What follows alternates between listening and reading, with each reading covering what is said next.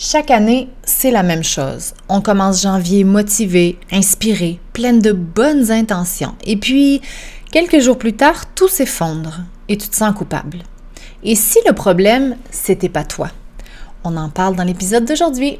Salut, j'espère que tu vas bien. Écoute, j'étais pas supposée être là aujourd'hui. D'ailleurs, je suis en retard. D'habitude, maintenant, je poste l'épisode le lundi matin, tôt, vers 6 heures. Mais je l'ai pas enregistré d'avance et j'étais supposée sauter cette semaine, en fait. Mais il y avait un sujet dont j'avais envie de te parler. Et quoi de mieux que les bonnes résolutions qu'en début janvier, puis on est déjà le 5, fait que t'es à la veille de lâcher, je te le dis. Mais j'espère, avant de sauter dans le sujet, j'espère que tu as passé un bon temps des fêtes, que tu as profité.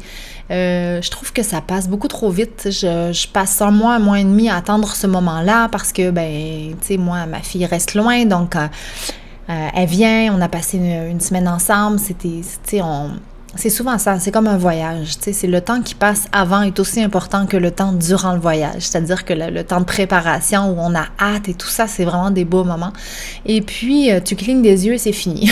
Et puis là, il y a une espèce de tristesse, de mélancolie qui s'installe. Mais bon, fait que là, mon sapin est allumé, on est le 5 janvier.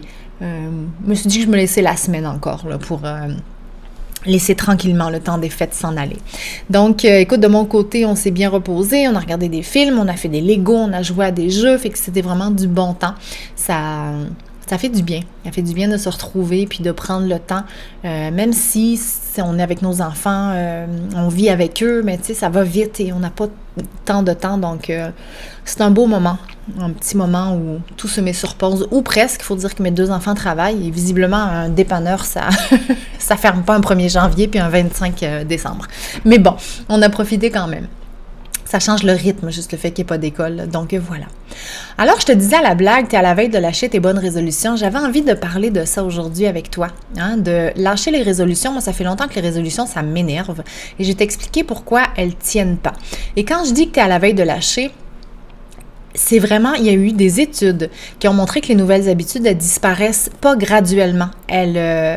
On va commencer à les abandonner, puis on arrête d'un coup. Et il y a même un nom à ce phénomène-là. Ça s'appelle le Quitter's Day. Donc, généralement, c'est le 2e vendredi de janvier, les études sont allées loin, où les gens vont arrêter, tout simplement. Statistiquement, c'est la majorité des gens qui abandonnent leur résolution à ce moment-là. Et j'ai envie de te dire que c'est pas un manque de motivation, ok? C'est un effondrement de capacité. Et là, je vais t'expliquer ce que je veux dire par là. Pourquoi on lâche si vite? En fait, il faut regarder dans le cerveau. Il y a un psychologue qui s'appelle Roy Baumeister, j'espère que je le dis bien, qui a mis en lumière un concept clé qui s'appelle l'épuisement de l'ego. C'est-à-dire que chaque décision que tu prends, chaque décision consciente, chaque effort pour contrôler quelque chose, chaque je dois faire ça, je choisis de ça, ça sollicite le cortex préfrontal. Donc ça, c'est la partie du cerveau qui est responsable de ta volonté, de la planification, de l'autocontrôle. Et le problème, c'est qu'elle se fatigue, ok? À force de se contrôler, à force de se forcer à faire des choses, à force de surveiller, le cerveau, il va choisir ce qu'il connaît déjà, le confort, l'automatique. Et c'est pour ça que c'est important de comprendre que le changement, ça repose pas uniquement sur la volonté, parce que la volonté s'épuise. Et c'est ça qui est important de te rappeler pour pas que tu te sentes coupable. Parce que je sais qu'il y a beaucoup de culpabilité quand on essaie d'apporter des changements dans notre vie et que ça tient pas, forcément. Donc, quand je te parlais d'automatique, c'est là que les habitudes entrent en jeu. Et c'est ça qu'il faut que tu fasses. Changer les fameuses résolutions en habitudes. Soit dit en passant, je ne sais pas si tu te fixes encore des résolutions. Il me semble que j'en entends moins parler, mais quand même, tu sais, même si on ne le définit pas comme ça, on a tendance à dire « Oh, en 2026, je vais faire ça ». Donc, c'est une forme quand même de résolution, même si on ne les nomme pas comme ça, c'est encore, je pense, très présent.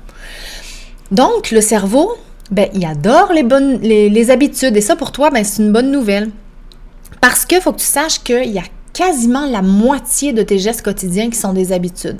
Te brosser les dents, attacher ta ceinture quand tu montes dans l'auto, prendre ton café. Donc, tout ce qui est automatique, c'est des choses que tu as fait au début en y pensant avec ton cortex préfrontal, mais qui sont devenus des habitudes. Et c'est bien, parce que ça libère le cortex préfrontal. Quand le cerveau transforme des actions en automatisme, ben, tu n'as plus besoin d'y penser, sinon tu serais tout le temps brûlé.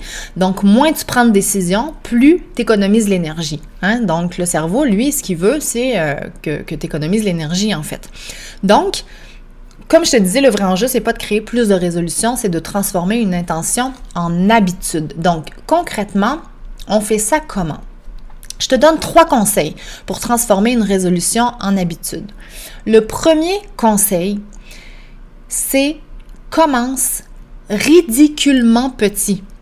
OK, ça a l'air niaiseux comme ça. Si je te dis, tous les matins en te levant, tu fais un squat, tu vas dire, ouais, là, ça changera pas ma vie.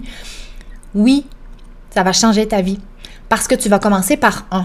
Il y a, encore une fois, il y a eu des études et ils se sont aperçus que des personnes qui commençaient, par exemple, avec un exercice comme un squat, après quelques semaines, sans s'en rendre compte, ben, étaient rendues à 50.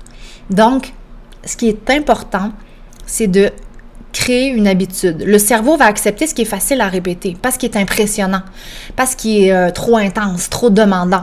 Donc, si tu as l'habitude de faire un squat tous les matins, ça va être facile à répéter.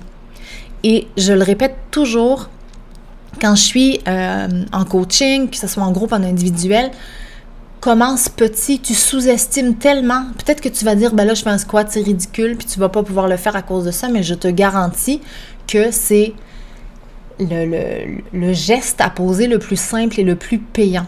Parce que ta constance va gagner, pas l'intensité. Si je te dis demain, fais 20 squats tous les matins et tu n'es pas habitué d'en faire, tu vas être raqué, puis le cerveau va faire « No way, on arrête ça là ». Donc, commence petit. C'est le gage de ton succès. Deuxième conseil, ça va être d'adapter l'environnement, pas la volonté. C'est-à-dire que c'est très difficile de dire « À partir de demain matin, je fais des squats. Si tu n'es pas habitué, d'habitude, tu te lèves, tu prends ton café, tu déjeunes, tu vas travailler. » Tu vas insérer ça comment? Donc, il y a l'exemple que je donne qui revient le plus souvent, c'est si tu veux faire l'exercice le matin, ne serait-ce que pour faire ton squat, mets tes souliers, par exemple, au pied de ton lit. Quand tu vas te lever, ben, tes pieds vont littéralement tomber dans tes souliers.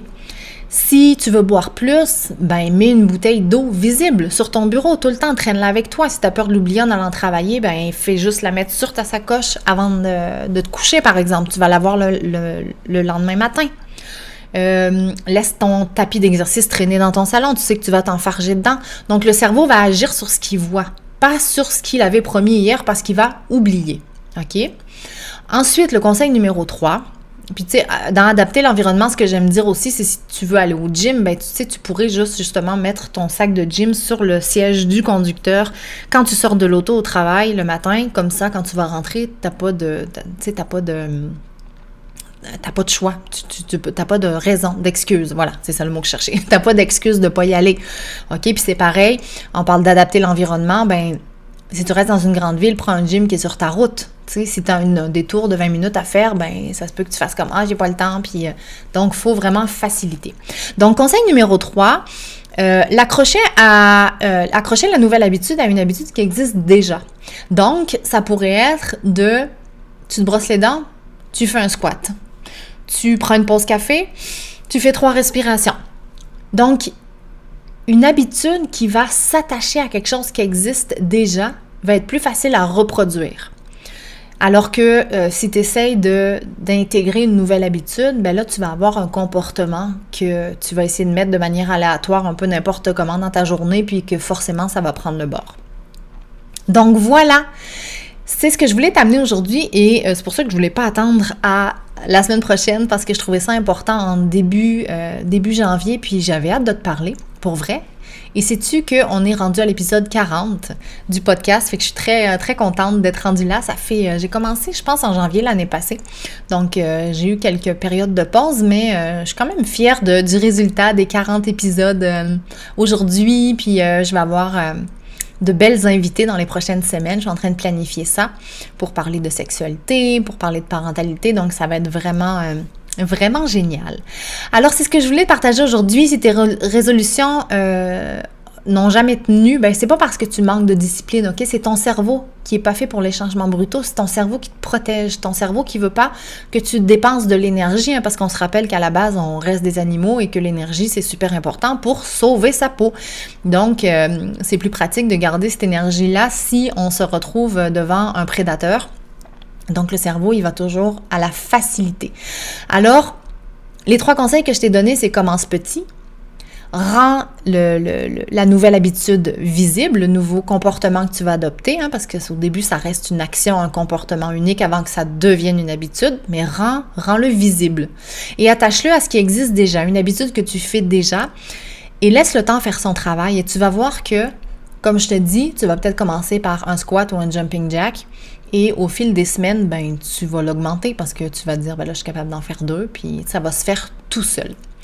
Donc voilà, un court épisode en ce début d'année. Je te souhaite une excellente année. D'ailleurs, j'en profite pour te souhaiter une excellente année. Je ne l'ai pas fait.